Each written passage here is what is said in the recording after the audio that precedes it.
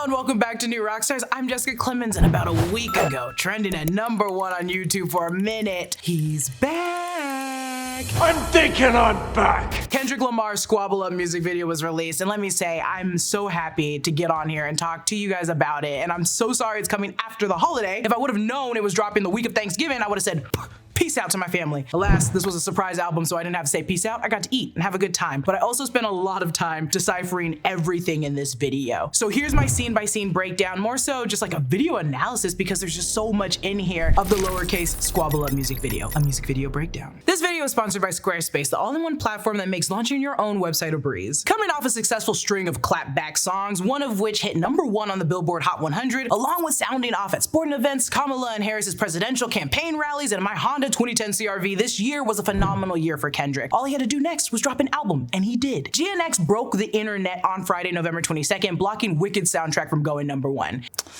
Damn. Peace out, Wicked. The entire album is a love letter to the West Coast, hip-hop, black and brown culture, and it's no surprise the album's first video treatment, Squabble Up, would be filled with insane references, homages, and shout-outs. And before I get into it all, I'll say right here at the very top of the video, a lot of these references are always up to interpretation. Take mine in this video as my interpretation. If you saw something differently, let me know, at me, or just say it in the comments below. I'm sure we all saw this in different lights. As you probably already know, Squabble Up was featured at the beginning of Not Like Us, leaving us all wondering if this was the alright music video all over again, featuring a clip of a really great song that was just never released. Thankfully, it wasn't. We opened the music video at this perfect chandelier and the boy's hand grazing it. Some have alluded to this song being similar to the chimes playing at the beginning of Tupac's 1996 Machiavelli, or the 7 Day Theory album's first track, Hail Mary. Machiavelli in this, Illuminati, all through your body. God knows.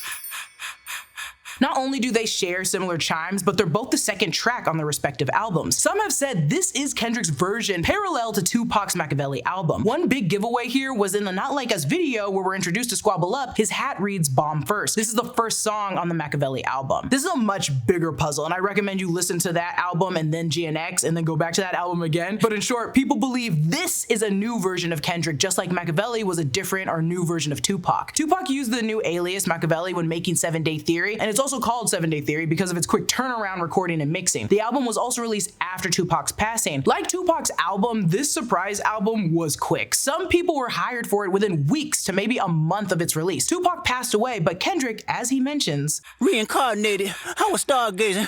Life goes on. He's reincarnated. Some could argue we're seeing it firsthand in the video. This could be why he's unfazed and absent from the actual focus of what's happening in the video. Is he really even there, or is he just observing? Who is this Kendrick Lamar? We cut to a wide shot of this Victorian-like room, similar to the set of the Roots 1999 music video for The Next Movement off their iconic classic album Things Fall Apart. Though the Roots aren't from Cali or the West Coast, they're still a legendary hip-hop group. In tandem with the Not Like Us video, Kendrick seems to like putting himself in rooms that feel like boxes. And I like the depiction that if this isn't Kendrick, this is a version that's stuck and forced to perform. For example, when he had that dummy performing for him, that commentary was on being a puppet that wasn't the real Kendrick. These moments could explore a new Kendrick emerging. This sequence has Kendrick standing in the middle of the room, directly underneath the chandelier and Dodgers blue hoodie and hat, the 8th track of the GNX album. Also, World Series Championship, baby!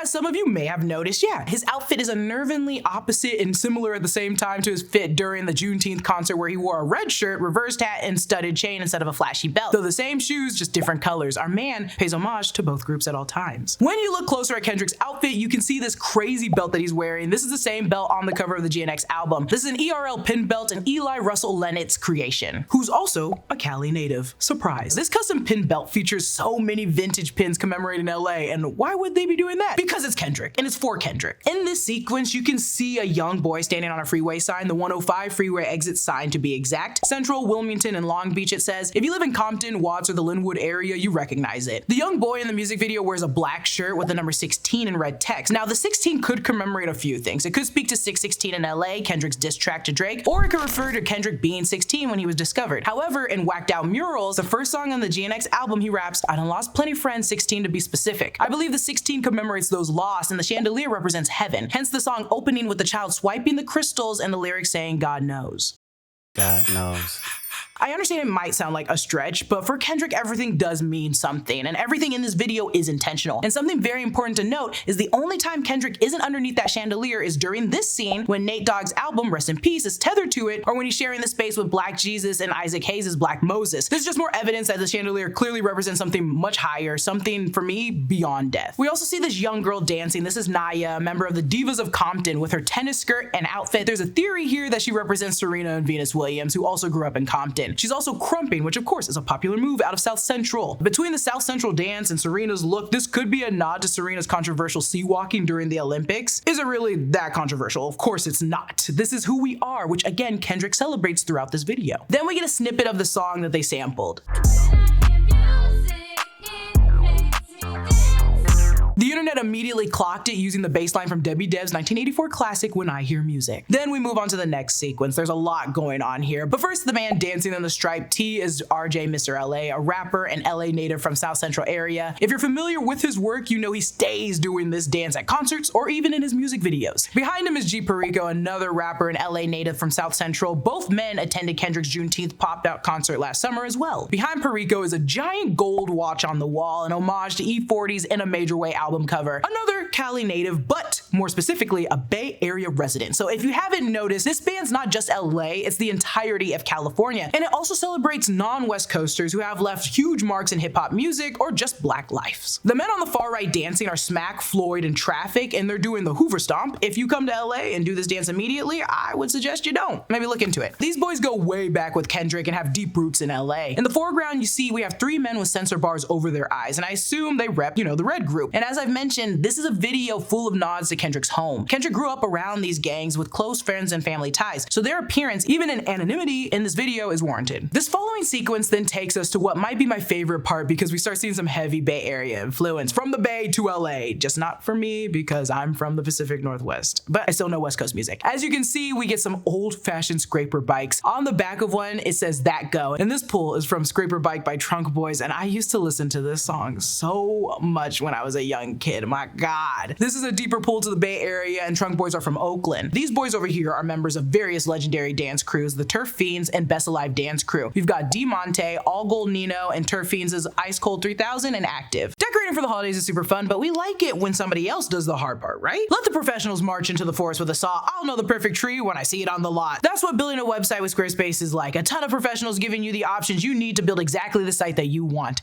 Squarespace is an all-in-one tool that gives you everything you need to make a website that looks good and does whatever you need it to do. If you're doing any kind of business online, you know firsthand what a headache payment platforms can be. But with Squarespace, you can get started in just a few clicks and start receiving payments right away using popular payment methods like Apple Pay, ACH Direct Debit, Klarna, and more. Plus, Squarespace helps you get your site discovered fast with a suite of integrated SEO tools. Every Squarespace website is optimized to be indexed with meta descriptions, and auto-generated sitemap, and more. So you show up more often to more people and global search engine results. Arguably the best feature Squarespace has right now is the Design Intelligence tool. It combines 2 decades of industry-leading design expertise with cutting-edge AI technology. It makes it so easy to build a bespoke website tailored to your unique needs. Head to squarespace.com for a free trial, and when you're ready to launch, go to squarespace.com/newrockstars to save 10% off your first purchase of a website or domain. According to Active on TikTok, this was shot about 3 months ago and only took 20 to 30 minutes to shoot, and Kendrick wasn't even there. They edited him in later. They didn't even know this was for Kendrick. They were dancing to some up-tempo beat, which also sounds like the case for a lot of the other folks there in the video. Lots of important references in this single shot, but first, this dance scene is an homage to turfing or turf dancing, a style coming out of Oakland, well known around that Bay Area. The clothes they're wearing are another deep pull. The oversized clothes and stunted shades, even them dreads, it's given hyphy movement. Y'all remember that era, right? All I did was listen to Mac Dre and make a dumb little face and dance. Most people also recognize E40 cultivating that era too, and these men represent different roots in Richmond, West, and East Oakland. There's very specific narratives to these people. The way they dress, the way they dance, you gotta pay attention to it. Up over here, these are African-American flags designed by David Hammonds in the 1990s. The new color replacing the red, white, and blue of the United States flag are now black, red, and green, the colors of the Pan-African flag, both combined to represent Pan-Africanism. You might have seen the connection to Ebony Prince 2K24. This is also his profile photo. This is the man who gave Kendrick the photos of Drake's items he used as the cover for Meet the Grams. Little big theory moment. What I really like about this sequence is the men celebrate around Kendrick as he sits in this white chair with a blue and pink balloon. It's really given gender reveal. He's reading a book that says how to be more like Kendrick for dummies, and this could be a clap at Drake, who needs to learn a thing or two from Kendrick, and he could be doubling down on the rumor that there are more children of his we still don't know about, hence the blue and pink balloons. If there's truth in this being a different Kendrick or him being dead or being reincarnated, let me remind you about the puppet, aka the dummy. Maybe this is another reflection on his dummy. In reading this book, he's learning to escape the narrative or image we expect to see him in a way that will break him out of the box we expect to see. This is just a thought. In this next sequence, we see Grammy Award-winning producer and fashion icon Taz Arnold, aka Tiza. Arnold has collaborated with many rappers before. He's even contributed as a co-writer and producer on Kendrick's To Pimp a Butterfly. And Kendrick has called him my Mount Rushmore of style, which he is. Bring back that retro fashion. You might have noticed his rings, linked to his Hood Love album, though these rings are also an homage to Spike Lee's 1989 classic Do the Right Thing. Radio Raheem wears these knuckle rings that read love and hate. In the background is a woman with a shotgun facing the wall. This commemorates Ice-T's 1988 album Power. The album featured Ice-T's then girlfriend, Darlene Ortiz, and just like the album cover, we have the woman in the monokini on the left, our star of the show, rapper, draped in blue in the center, and the man in white on the right. This album was embraced across the world, yes, because the woman is,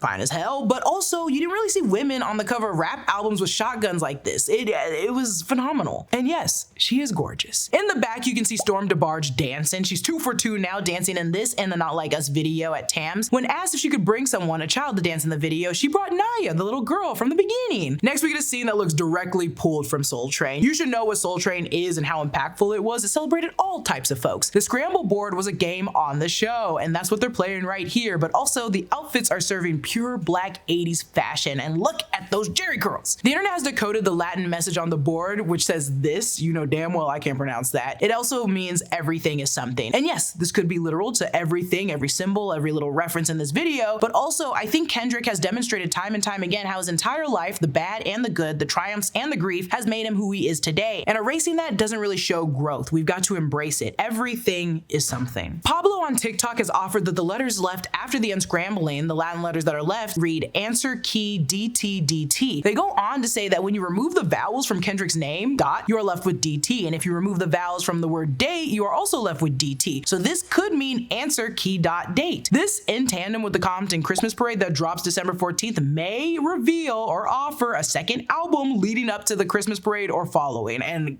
look, I'm here for it. Kendrick stands in the middle of the room holding a sign that says Jesus saves gangsters too, and this is a call to this guy. This guy is affiliated with the LA outreach program Gangster Ministries, which is working to minimize gang violence in the community, and it's very sweet. Now, this is one of my favorite parts. I mean, I should be honest, all of this is my favorite part, but these women in front of this famous backdrop, this airbrush backdrop, geez Louise. This is Cuzzo's, an LA hip-hop group consisting of Big INDO, Jazz Cole, Millie Mo, TY, and BB. They were also featured at Kendrick's Juneteenth show performing a DJ headset. Their style and essence are really just old school hip hop, and they have this song that I really like called Gucci Mane, and you should check it out. Styled by Jessica Willis, this all just oozes early 2000s from the airbrush backdrop, but also those damn LED belt buckles that you would see at the kiosk in the mall, and these ones say West Side over them. These studios always had that dang Greek column as well, and it's just such an aesthetic. This is a part of the breakdown that gets harder to explain because it's just the culture, the vibe and aesthetic. If you know, you really know. However, I will say that this is a staple in Black and Hispanic culture that I'm sure stemmed from LA and expanded. And I think you guys would probably just call it like Y2K now, but remember where it came from. And of course, Cali ain't just for black folks, it's Mexican folks too. He's representing the LA style that they really cultivated over here. The flannel buttoned up, khakis, dickies, tall white socks, and the Chuck Taylors with these ladies with the beautiful makeup and that lip liner. Jesus Christ, it's just gorgeous. The thing is, the look also was big in black spaces as well. Look at NWA, look at Eazy-E. This is a reminder of how both black and brown communities cultivated the LA aesthetic. And Kendrick shows unity by giving the community their flowers that they deserve here in the video. And if you disagree with me, leave me out of it.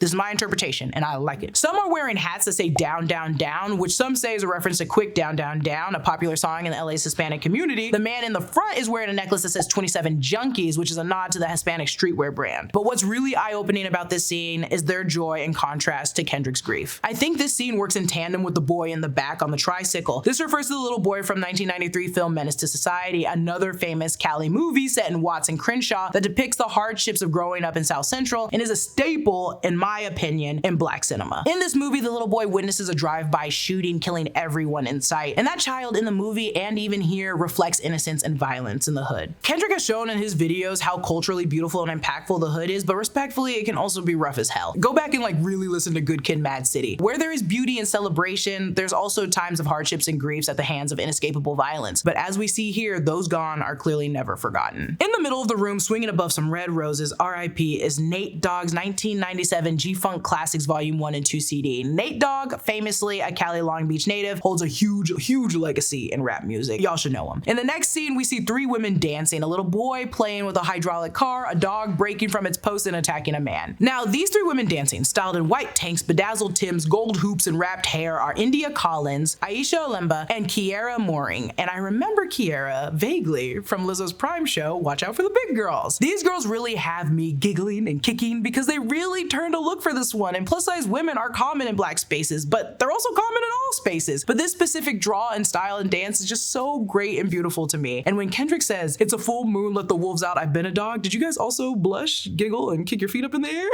Or was that just me? It was hot. This car is a Buick Regal GNX in the back, which Kendrick named the album after. Kendrick told Complex back in 2012 that the GNX was special to him because his father drove him home in the hospital after being born in the '87 Buick Regal. The vehicle bounces off hydraulics and it's tethered with a little string to the boy sitting against the wall, and this is the cutest boy in the world. Now, folks have noted that this could be an homage to his younger self and the picture he posted on his Finsta account a while back playing with their toy Impala. This leaves us with the man being attacked by his dog, and he's wearing a dog training suit, so the man's fine, y'all. You don't have to freak out about him. However, he is being attacked by a pit bull, a common dog in black spaces for black people. Hey, I love me a big-headed pit bull, but I also recognize they can wild out at times. This could simply reflect what happens in the hood or symbolize the unexpected violence that rears its ugly head from time to time. In the final scene, we give a shout out to Isaac Hayes and his 1971 album Black Moses, and the man in the room wears the same robe depicted on the album cover. The internet has already noticed that Nate Dogg's LP and this Isaac Hayes album are double albums. This video also shows so many themes of duality: 2 balloons, 2 flags, and possibly 2 versions of Kendrick. Also, Kendrick is famously a Gemini. Some have theorized that this means we'll be getting a second album soon after GNX in the following year, and I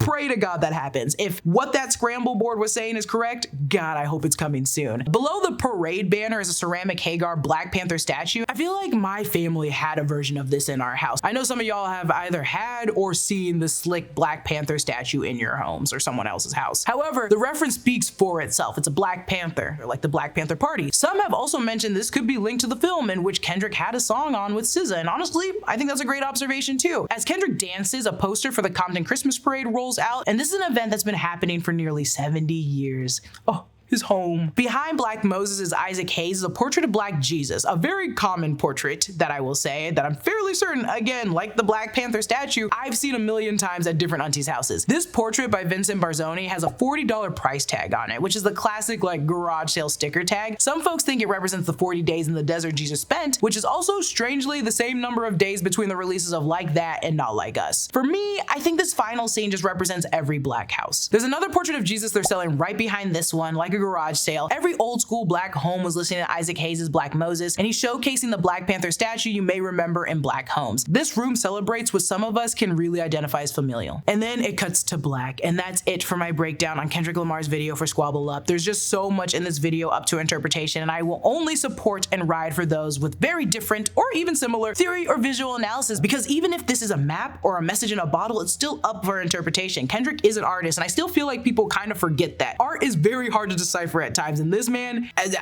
is just the biggest one. He's phenomenal to me. Let me know what you thought of the video below. Thanks for watching. Follow me at Lulu_Clemons. Subscribe to all 3 channels in the new Rockstars network for breakdowns and news coverage of everything you love. Kendrick, if you're watching this, please drop another album. I'll give you anything. I'll give you everything. Bye.